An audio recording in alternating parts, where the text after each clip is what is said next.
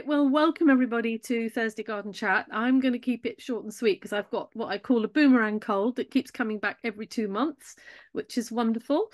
So I will just say what's coming up soon. At the beginning of May, we have a photography workshop day with the wonderful award-winning photographer Jason Ingram. Now, this is a workshop based down near Bath in an absolutely astonishingly beautiful garden called Caisson House or Caisson Gardens. And in fact, it's going to be in Gardens Illustrated next month, the May issue. So do look out for it. They've also got some open days, but it will be a wonderful location for a photography event. And the numbers for that event are limited because we can't, for a photography workshop, you really need a sort of limited amount of people. So if you're interested or half interested and want to know more, either email us or do book a ticket. Then we've got Chris Fellhaber doing our last webinar of this season before we sort of close for summer webinars, really. And that's Summer from Chanticleer, which will be wonderful to see because it's such a beautiful, beautiful garden, and that completes his year going through the seasons.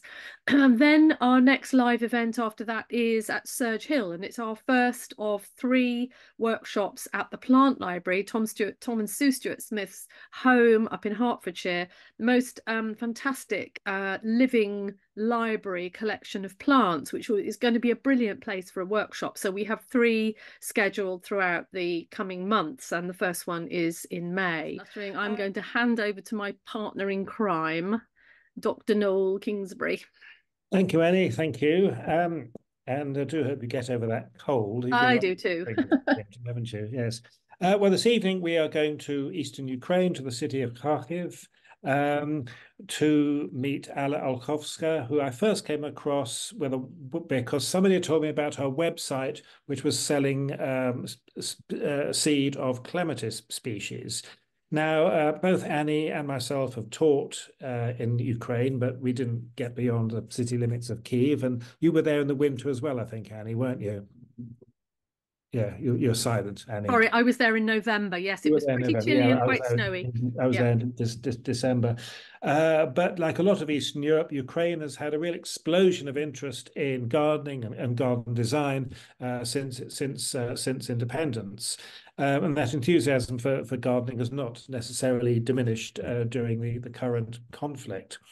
So we're very lucky to have Alla with us this evening. We're obviously very worried about her electricity supply, which, as you've probably heard from the news, has been badly hit by Russian attacks on power stations over the last couple of weeks. But we're lucky to have you with us, Alla. Welcome, and perhaps could you tell us a little bit, first of all, about how you got interested in plants and gardening? Yes, sure. Thank you so much for the invitation. It's a big honor to be present here and to speak about gardening in Ukraine. And I feel myself a really lucky person to be invited. Thank you so much. About me and about gardening.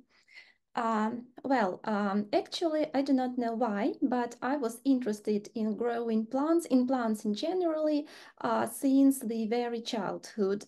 And my parents, they say that when I saw some kind of flowers anywhere on the city flower beds or like just dandelions at the roadside, they just couldn't take me away from the plants. I adored them a lot. And when I was a small girl, I think attending the first class of the school, we visited our friends who had also a private garden, and this was early spring, and this was the first time I saw snowdrops, real snowdrops, because here people usually call snowdrops the plants which are flowering the first in the certain region. So for us, people often call Scilla sibirica the snowdrop, because this is the first plant to flower here. And those were real snowdrops, white snowdrops, Galanthus nivalis. And when I saw them, I was just shocked. And I was going around those small white flowers. And our friends, they gave me several bulbs. So they just dug them out. And since that time, they're growing in my garden because I wanted them so much. And despite being so small, such a small girl, I wanted to plant them in my garden. So it all started in early childhood. Actually, I live all my life in a private garden with my granny. So I adore land, I adore gardening, and I adore plants in general. Well, possibly then we'll start to the history of the garden, how it all started for us, for my family, because the garden where I'm gardening wasn't a new plot actually, and it has quite a long history. And this garden actually was founded by my great-grandfather. You can see him on this photo. His name was Dmitry, and the family has a very interesting history. They were living in Ukraine all their life in the Sumy region. They were from peasants, but they were people who worked a lot, and they were very good at business and trading the goods they produced, with their house. And they managed to buy actually a big estate from a person who went bankrupt, and they had a lot of land where they kept on gardening, sowing some crops, etc.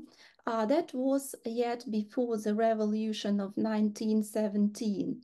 After the revolution, their life worsened greatly because as they had those big estates and they had some money, when Bolsheviks came to power, the family was repressed.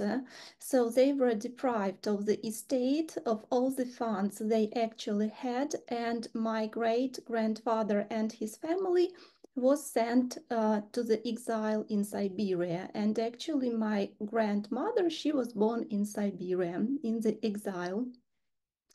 When the World War started, my great-grandfather, he was recruited, of course, and he managed to survive during the war, though he was wounded.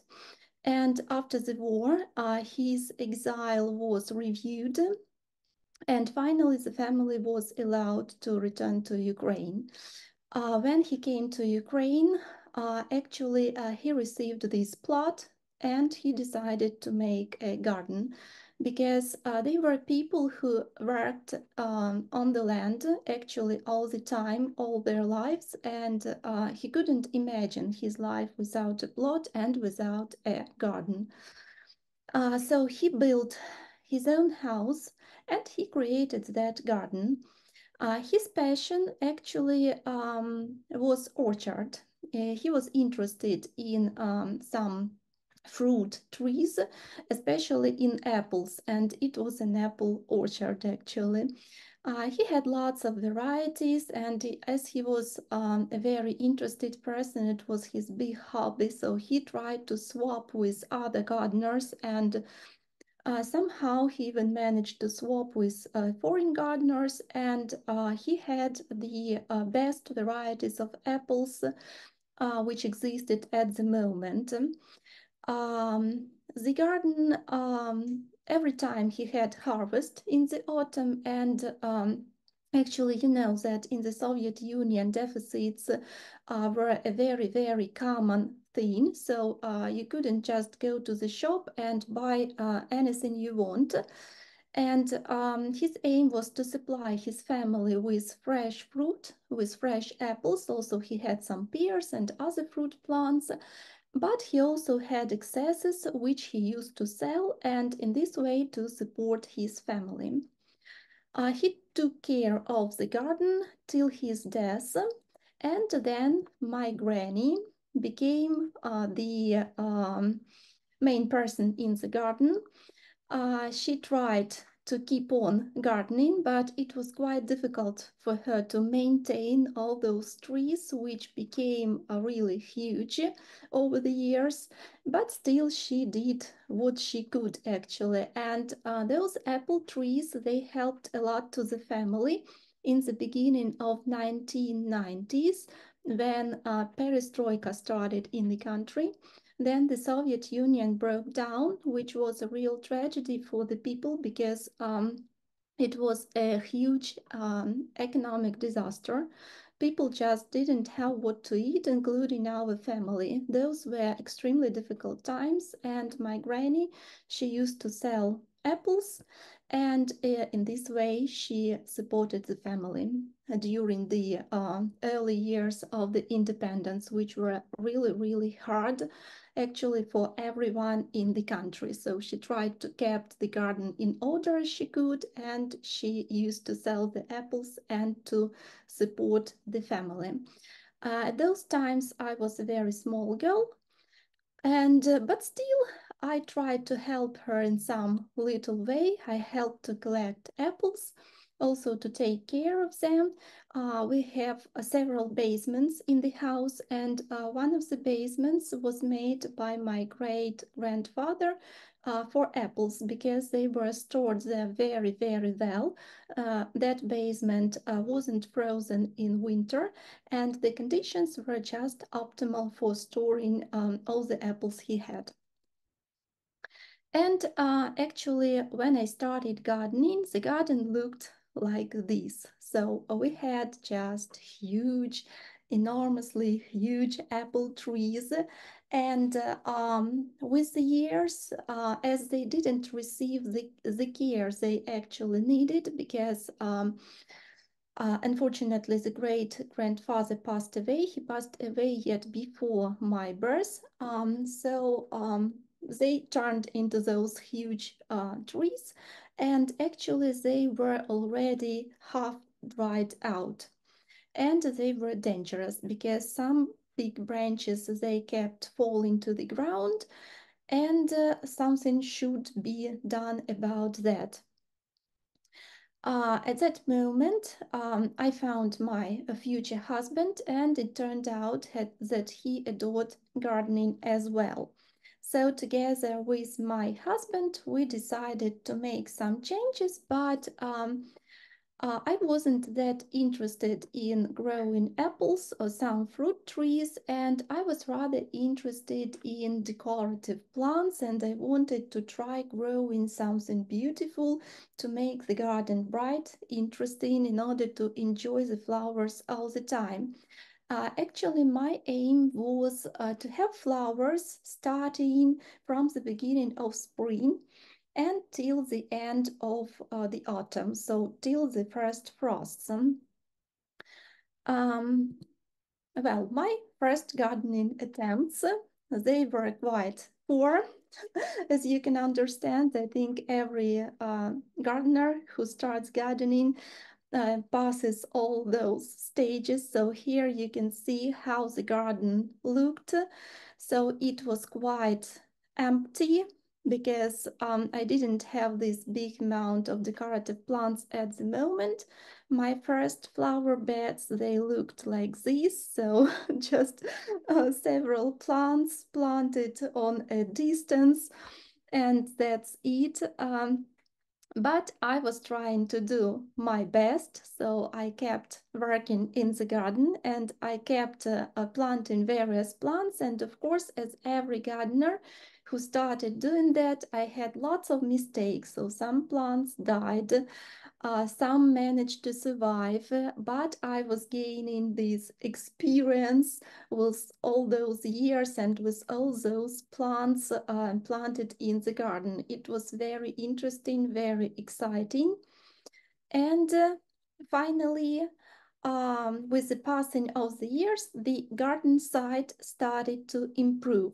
Actually, we had to cut down the majority of the apple trees we had in the garden because they were just dangerous as they were half dry. But still, some apple trees remained, and I treasure them a lot because they remind me about my great-grandfather, and I try to keep them in my garden. So we just cut the dried branches and we try to take care of those apple trees so that they could still grow in the garden. Also, and I like, for example, to turn those trees into decorative elements. For example, on this photo, you can see that one of the trunks of the apple tree is covered with heterohelix, and thus it really looks very, very nice in the garden. Also, I adore when some vines like Etrogene they cover the trunks of the trees. They adore shaded conditions, so covering the trunks and branches is just perfect for them because they flower in early spring while there is enough light, and then they are covered with the leaves of the trees, and thus the garden looks very natural and very nice. As at the beginning of starting my garden, I had lots of shade because the apple trees, they were still growing in the garden. My idea was to create actually a shady garden because I understood that I could plant lots of varieties which adored shade, and also this garden would be really comfortable in the summer because these years our summers they became hotter and hotter, and having a shady garden is always a nice idea.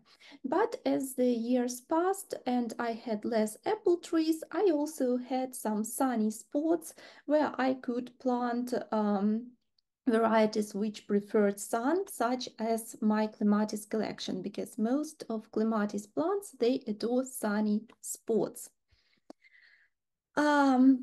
Well, my granny, she supported me, although she liked apple trees a lot and various fruit plants, but still she supported me, of course, and helped as she could. At the moment, she is quite old. She's 19 years old, so she unfortunately can't do anything in the garden.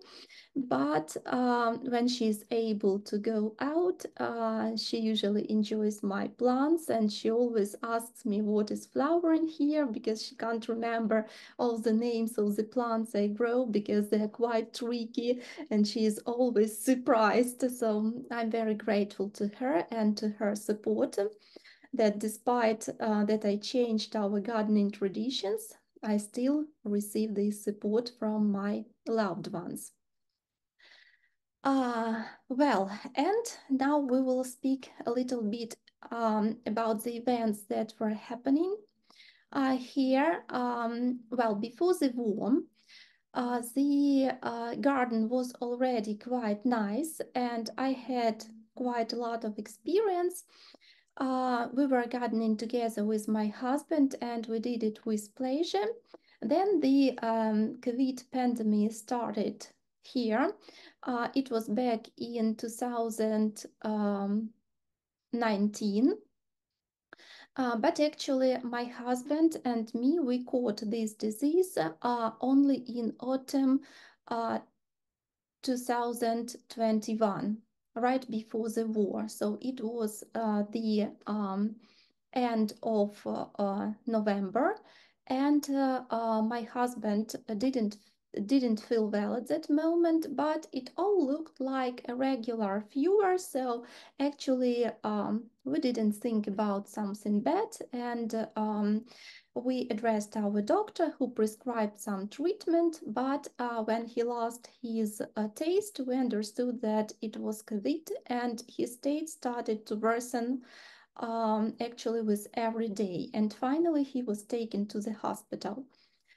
It turned out that his case was one of the most serious ones because he couldn't breathe on his own. And as a result, he had to stay at the intensive care unit for 2 months, which is really a very, very big period of time. And all this time, He was on the oxygen concentrator, and actually the doctors, they told that actually he had no chances because he had more than 90% of lung damage, and that he won't be able to breathe on his own. Actually, we do not know how it happened, so they kept telling me this every day. It was really, really hard. But the days passed and he still remained alive in the intensive care unit. After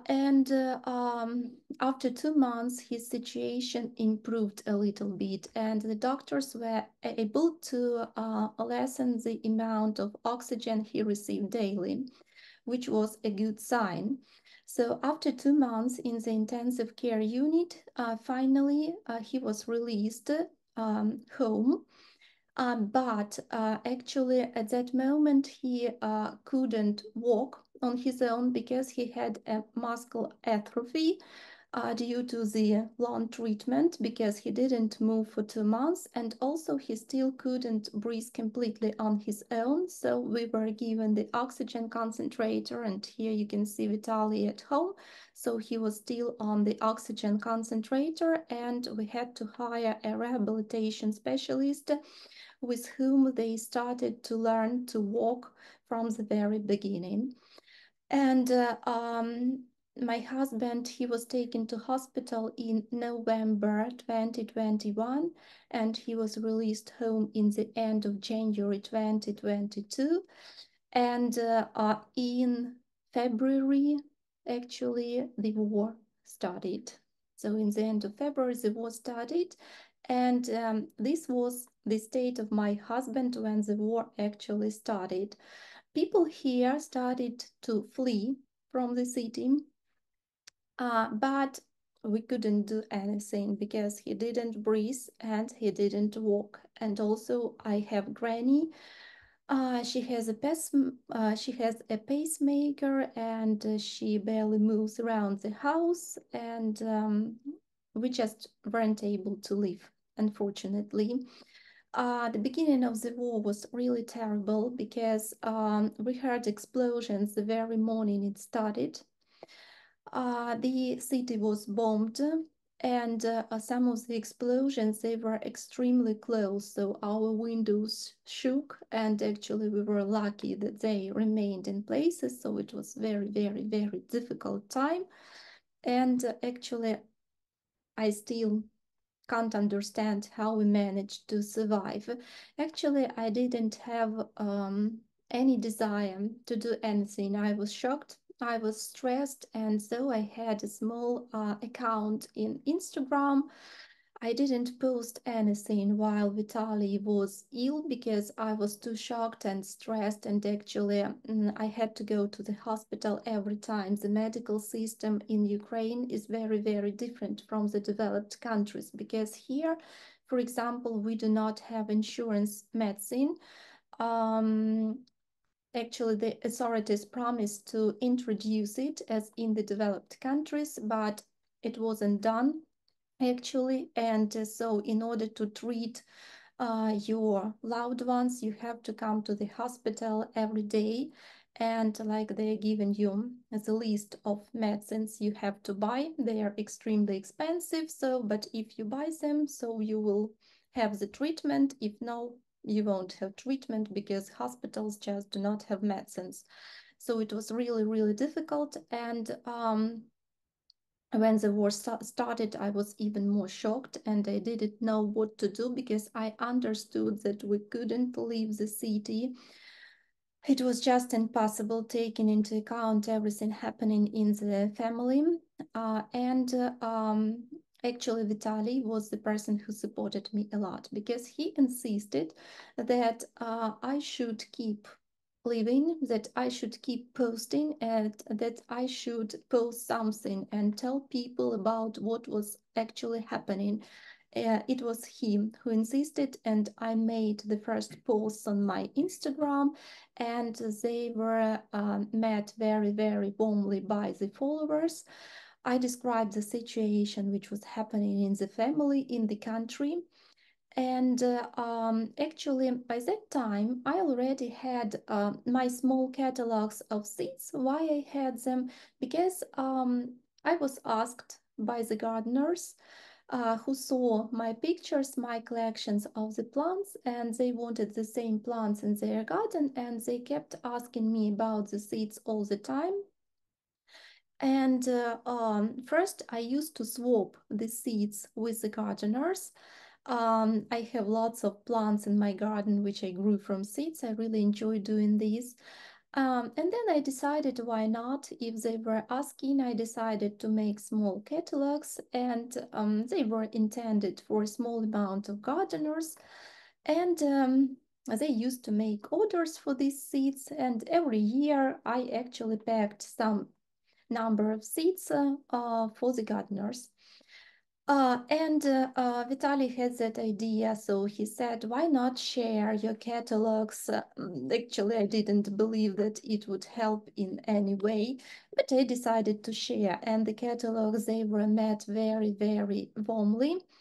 Thanks to the reactions, for the likes, for the comments I received, I started receiving more followers on Instagram, on Facebook, and I received the orders, which helped to survive my family during the war, because the situation here was pretty difficult.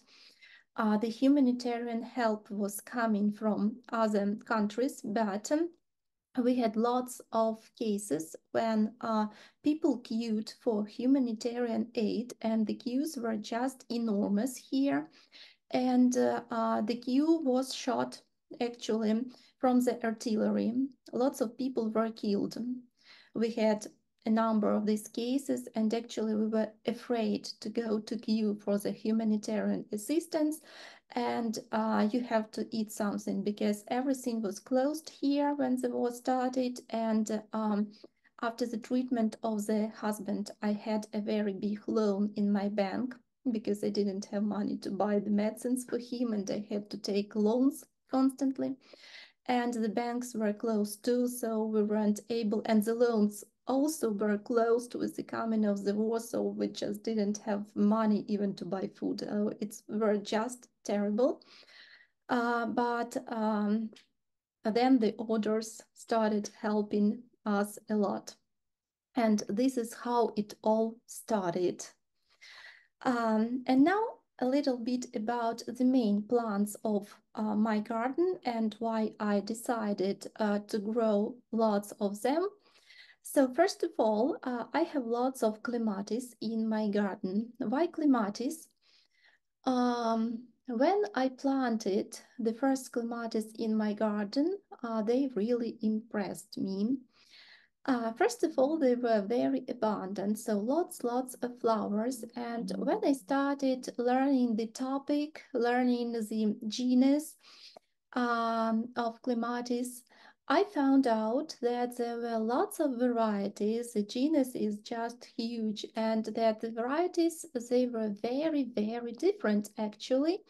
And you could find the plants which were creeping, so creeping clematis. You could find the plants of a bushy habitus, bushy clematis, and you could find vining plants.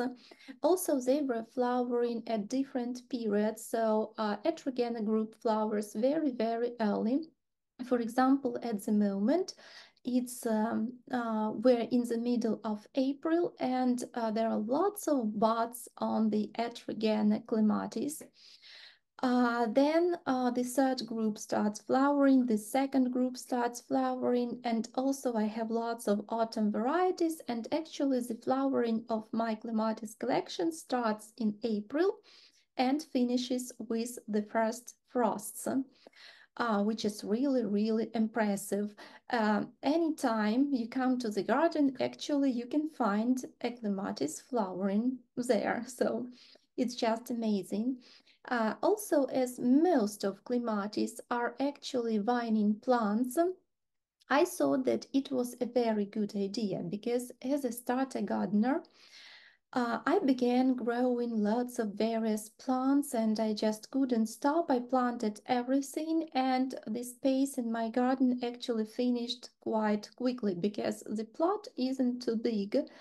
And as clematis were of a vertical habitus, I understood that I could fit lots of them into my small garden, and this opportunity seemed really exciting for me. It may sound strange, but yes, when you are a gardener, so you just want to have as many plants as possible, and you actually want to plant everything there. And at one moment, I understood that I want more and more clematis in my garden. I just couldn't stop planting clematis, and at the moment, I have around 140 varieties because at the moment I'm working on a project Clematis passports. Actually, it is almost finished. So the idea is to give the characteristic feature of each clematis plant I grow in my garden from my own experience. So not just some theoretical information which you can find on the internet, but only practical experience. So I was looking through my photo archives, so I was collecting photos for this project, and as a result, I have 140 clematis on the list. Which is quite impressive, but actually there are much more clematis existing in this world, so I still have lots of work to do and lots of plants which could be planted actually. So clematis are definitely one of my favorite plants. Also, I adore sowing them, and I have already some seedlings which are quite distinct, and I'm watching attentively them because I want to make sure that they do not change their characteristic feature with the passing years. But they seem to me quite perspective ones. It's very, very interesting process. And also I have quite a big peony collection, but not just peonies, but they are species peonies actually. Why species peonies? As I have already told you, first my garden was mostly shady and I didn't have many sunny spots in the garden, and shady species peonies were just perfect because they are decorative not only at the moment when they are flowering. They have beautiful flowers, this is really so, but they also have an outstanding foliage. It's really very, very beautiful, and it decorates the flower beds almost till the first frosts. And also they have a second wave of flowering, the second wave of decorativeness, which comes usually somewhere starting from the end of August and in autumn when they have their seed pods. Usually species varieties have very, very beautiful seed pods because they're very bright red, blue or white, black, and they keep your attention. They draw your attention at the moment, and they are really, really, really beautiful. So those are amazing plants. But I also have some species which prefer sunny spots. For example, you can see on the first picture a pink form of Peonia tenuifolia, and actually this Peonia is peculiar of my region. It could be found in wild nature, and it prefers steppe conditions, it prefers drier soils and also sunny spots. So I have some really interesting forms, a white form, a pink form, an orange form, and I just enjoy growing them. So species peonies are my big, big love, and also I adore growing them from seeds. In the garden, I have lots of seedlings, and I just can't wait when they start flowering. For example, I have that amazing peony, which you can see here. It's actually a small tree species. I'm not sure how to pronounce it in Latin. It's Peonia kiwi or something like that, I think, in Latin. And I have several seedlings because it's not good actually at making seeds. And this year, one of the seedlings is going to flower for the first time. And you just can't imagine how I'm waiting for this flower. It's very, very interesting for me. Um, Another important plant collection of my garden are rare perennials because I adore them. Again, as my garden used to be mostly shady, I just adore shady perennials. For example, Glaucidium palmatum, you can see it on this picture, Sanguinaria canadensis. I adore epimediums, which are really, really beautiful, and my special love, garden orchids. I have several flower beds. They are specifically intended to grow garden orchids, and I'm very, very proud that I know how to grow them. And that they like those beds. So this is my just special love. I adore them. Also, the one more collection which I can actually mention, rare bulbs. Also my big love. Actually, as you can see from the photo, I just adore snowdrops, and I know that many gardeners in England just adore snowdrops. Actually, these Galantomania came from England, as far as I know. Um, there are lots of varieties. They are amazingly beautiful, but they are also very, very expensive. So I do not have many in my garden. Unfortunately, I have only the varieties which I managed to swap. I swapped for my peonia tenuifolias, which are very, very rare, and gardeners want them a lot.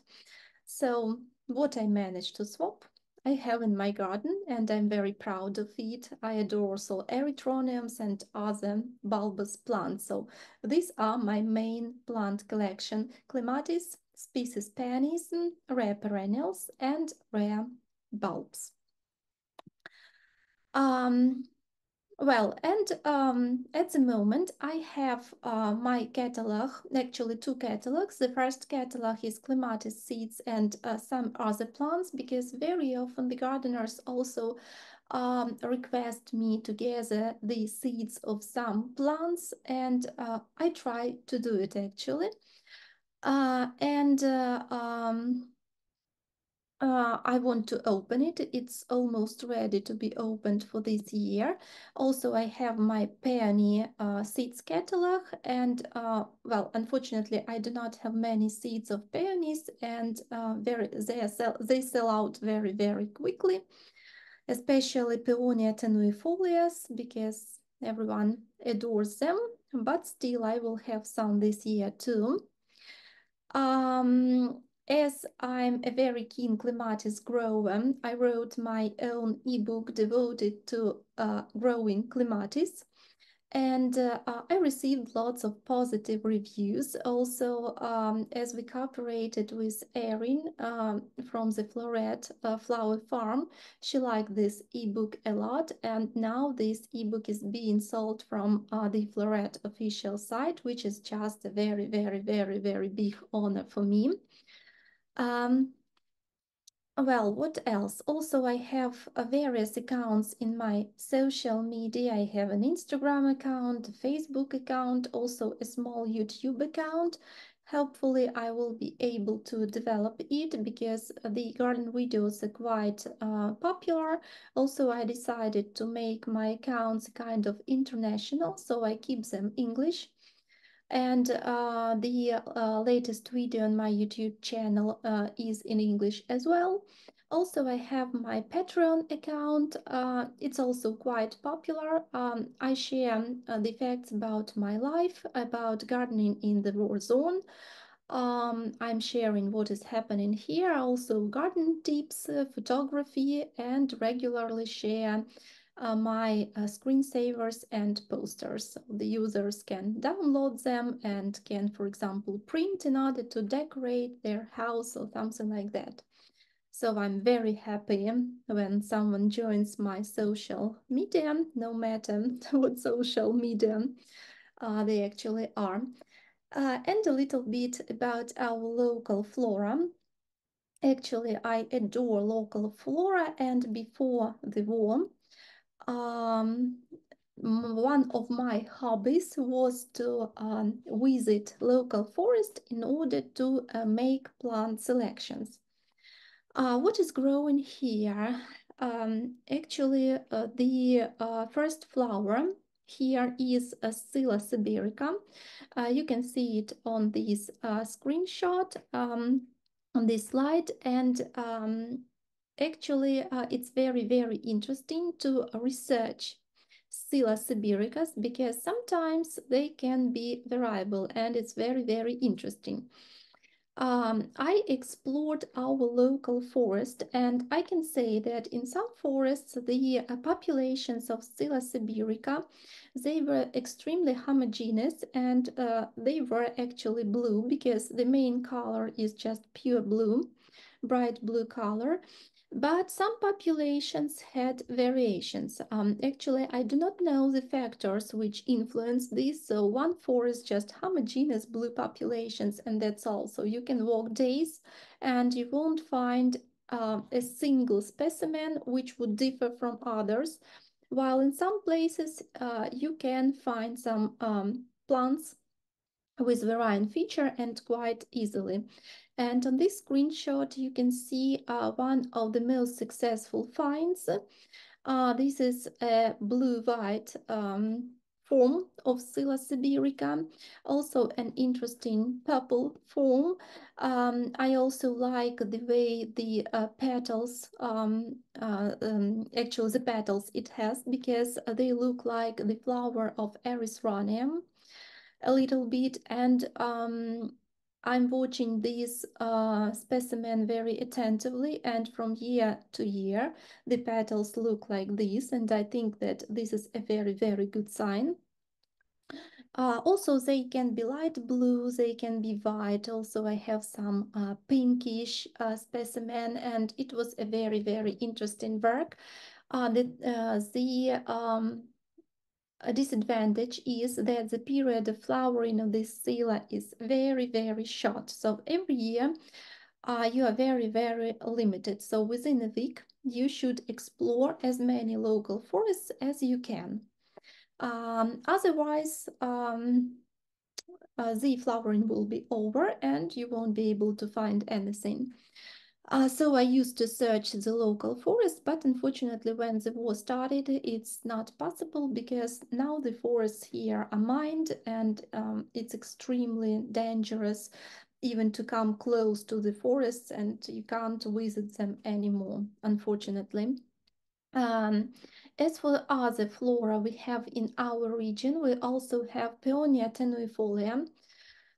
We also have anemone ranunculoides, but actually it can be variable too.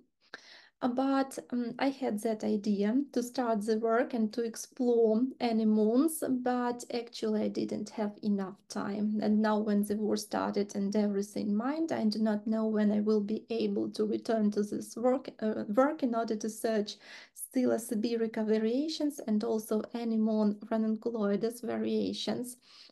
Sometimes we can also encounter some types of polygonatum in our forests, maybe even more plants, but well, actually, I'm not sure because I didn't explore everything growing there. I do not know why, but my main interest was Scilla sibirica, and I tried to find the specimens which I could. So that was my focus of attention on local flora and what I actually explored during the last years of my gardening before the war started. Now I try to propagate the specimens I have. Actually, they're not good at propagation, and for a long time I had just one bulb, but then I was advised to delete the flowers as soon as they see the bulbs, and also to fertilize the plants, and it worked very well. So now you can see on the photos that I already have a small groups of these plants. and hopefully I will be able to continue the work in propagating the specimens which I have, and maybe in some future I will be able to return to making selections in the local flora again. So this is in short about me. Thank you so much for your attention. It took me quite a long time to tell everything. So I'm really grateful for the attention. Gosh, thank you so much, Alla. Do you want to come out, or you've come out to screen share? That's incredible. Absolutely incredible. Thank you so much. I think this is probably one of the most moving and Yes, inspirational Thursday Garden chats we've ever had. yes. I mean, to do what you do under those circumstances is incredible. I was just wondering, did you study horticulture? When I started, No, well, when you did you study horticulture at college, at university? no. No. So you're entirely self-taught. Yeah. Yeah. Well, actually, here, when I started gardening, um, when we became independent, Yes. I know that internet and computers, they were very usual things in the Western world. But here, when I went to school, I saw the computer when I was at my, I think, 10th grade. Mm-hmm. And it was such a big surprise. So, it looked like this. So we came to the classroom with that computer and we were not allowed to touch it. So we queued. And then our director, headmaster of the school, he allowed us to come one by one and to touch the mouse. And it was Yeah. such surprise when we saw how it moved over the screen. We were just shocked. So yeah, so we didn't have computers, and when my parents, they managed to buy the first computer, it was very big, very chunky, and not very productive, but still I had some access to the internet. I was so much surprised that other people, they liked plants too. That was the first shock because I couldn't believe it. I didn't know why I was interested in plants so much. So I found people interested in plants, and I found forums where people discussed the problems of growing plants. And one of the forums was actually in Scottish Rock Garden Society. And I like this forum a lot. By the way, I'm registered there, but I never wrote a single message because when I saw what people were growing, I was shocked even more because I never saw such plants. And I started learning and I started looking for the information. And most information was from the foreign gardening forums and foreign sites because there were lots of information and we didn't have anything here at all. So no people growing such plants. Actually, no one even heard about such plants, and I wanted to grow them too, actually, here. So Wow. I'm completely self-taught. Incredible. And your photography is absolutely outstanding. Is this done with a camera phone or with a single lens reflex, digital? What do you use to take your photographs? Oh, thank you so much. Yes, it's a very special topic because also I adore photography from the childhood. I do not know why, but my father also liked photography a lot. And actually, here again in the Soviet Union, the views on photography were very strict. So usually people post. So the photos which were taken, like people stood very serious, and it was the photo.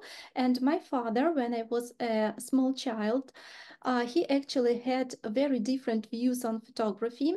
And he always told me that it should be live photography. And he used to make lots of images with me in childhood. He actually managed to buy a Zenith. It was Right. a very famous Soviet camera. Wow. And he tried to learn me to use Zenith too, but it was very difficult, very difficult. I was a very small girl, and all the settings were manual, and it was quite difficult. And the main problem was the limitation in 36 it's slides. 30 on slides on the film. Yeah, on the film, and it was a big problem. Also, another problem was that I didn't like to take photos of people, and I wanted to take photos of plants, and no one allowed me to spoil the films to take photos of the plants, because it was like outrageous. The films were very, very expensive for regular people, so you just couldn't spend the precious slides for taking photos of the plants. So I was very, very upset. And then I had a friend, a school friend, and she managed to enroll in a program of exchange.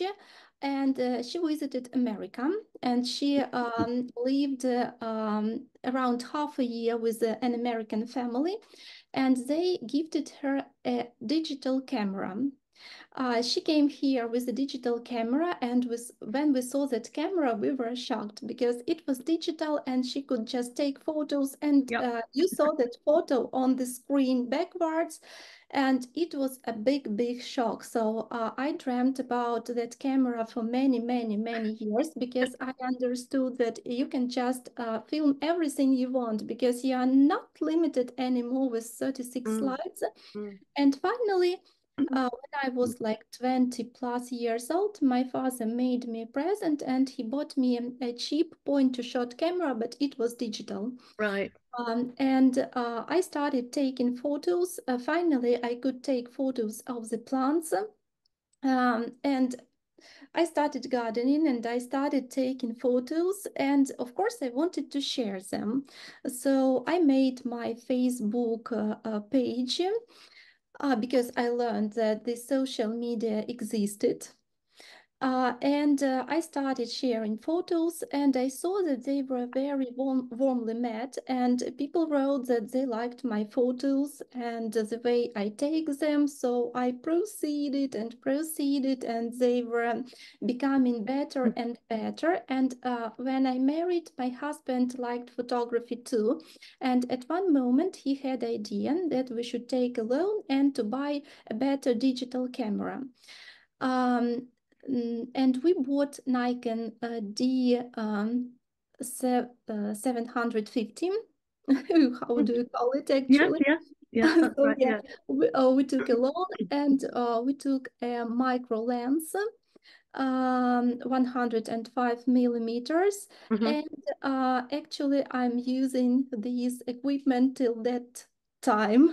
Fantastic. Yes, Yeah. I managed to learn all the settings, because by that moment I had a very big motivation, because I had more and more comments, more and more likes in the social media, and I had more beautiful plants, and my aim was to take photos as well as I could. And when I started using this digital camera, it was really, really hard for me, because you have too many settings. It's ISO, shutter, etc. So lots of everything. But when I saw the first results, I understood that I will do everything and I will learn everything, because it's definitely worth it. Yeah, fantastic. And your propagation, so do you propagate only from seed, or do you also take cuttings? Not only from seed, actually. As for clematis, I usually grow them from seed, because cuttings, they need more attention. So you should be in the garden all the time, and you should take care of them every day. As for peonies, also usually from the seed. Sometimes I divide peonies, but species peonies, not all the species peonies like to be divided. For example, tenuifolias, they're very, very good to be divided. Some species peonies are more capricious, so I prefer growing them from seeds. As for perennials or bulbs, so I propagate them by division. Bulbs, the best way, which I really liked, is just if you want the bulb to propagate quicker, just delete the buds as soon as they appear and fertilize the plant, and it will divide. Right. And also perennials, I just divide them as epimediums, glaucidium. By the way, glaucidiums, I also grew them from seeds. Yeah, yeah. It's Wow. interesting. Yeah. And of course, we must ask you, how is your husband doing now? How is he feeling? At the moment, he is better because thanks to the seed orders, we continue the rehabilitation. But unfortunately, his saturation will never be normal because he had too big lung damage. Yeah. So his saturation is around 92 Yeah. when he doesn't walk. And when he starts walking, it's lower. Hmm. So it's still hard for him to walk because when he starts walking, he doesn't have enough oxygen to breathe. Right. Hmm. But as compared to what it was, so it's just a miracle that he is still alive, that he Yeah. can walk at least around the house, and that we can continue the rehabilitation. So we have Yeah. something with what we can work. Yeah, yeah. I think what your talk this evening has shown is the resilience of people and you and your family, but the resilience of plants and how it's come together, and how you've worked with each other, you know, the plants and the people, and to create a wonderful world within the awful world that you're living in. Do you know what I mean? It's just showing that how resilient people can be and how resilient plants can be. And I'm so excited that clematis are your passion, because I think they are one of the best climbers that we have, because as you said in your talk, if you're clever, you can have something flowering every single month of the year in a small space. And they're people get very worried about them and pruning and and they're really very easy if you feed them and you cosset them and you take care of them. But it's lovely to see someone so passionate about clematis. So yeah, Yeah, I know. wonderful. I got usually I've got lots of questions actually. One of the main problem people have with clematis is that they die quite quickly, and that's because they adore group two. Yeah, Yeah, group two dies very well in the garden yeah. because they're quite weak clematis. I think they just do not like, for example, my climate and other climates, and they actually catch wilt Hmm. easily. Hmm. And I tried lots of ways to protect them, but actually nothing works well because whatever you do, they catch wilt and that's it. So I Hmm. prefer group three Hmm. because they're easily pruned. When I showed on my video on my YouTube channel how easily they are pruned, so I see that followers they just write and say, "Oh, now I know what type of clematis I should grow in my garden." When you Yeah. just cut them down close to the ground and then you just tear all the vines away, and Mm. actually that's it. So all pruning is done. They Yeah. do not catch wilt.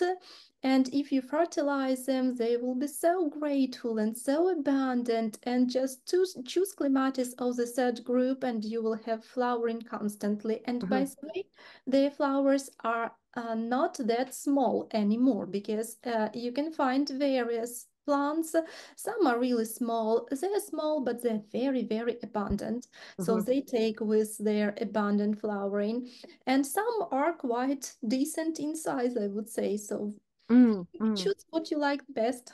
Yeah, I wonderful, think we wonderful. should. I think perhaps we should get you to do a webinar on clematis I think so too. I when we think do our next webinar season, which starts in the autumn again. Mm. With yeah, pleasure. Yes, with yeah. pleasure. That would be wonderful. It's been an absolutely inspirational talk, Alla, and I know everybody. Well, there's lots of wonderful comments in the comment box, and we will send them to you. If you can't see them, we will copy them and send them to you. But honestly, what an inspiration you are, and we Mm. wish you just the best, you know, from here on, and that things will improve. And it's wonderful that you could make it this evening, and we've had a wonderful uninterrupted contact Yes. Yes. via Zoom. I mean, you know, it's incredible, isn't it? And yeah, you are thoroughly inspiring. Thank you so much. Thank you Thank so you indeed, much. Anna. That was fantastic, and we look forward to keeping in touch. Yeah, yeah. Thank you so much. Thank Thank you you. so And much for the Okay. invitation. It was very, very nice and interesting to talk to you and to meet you in person. Thank you lovely, so lovely. much. take care and all the very best over the All the next best. All the next best. while. Yeah. Thank you so Okay. much. Bye bye. Bye bye. Thank you. Thank you.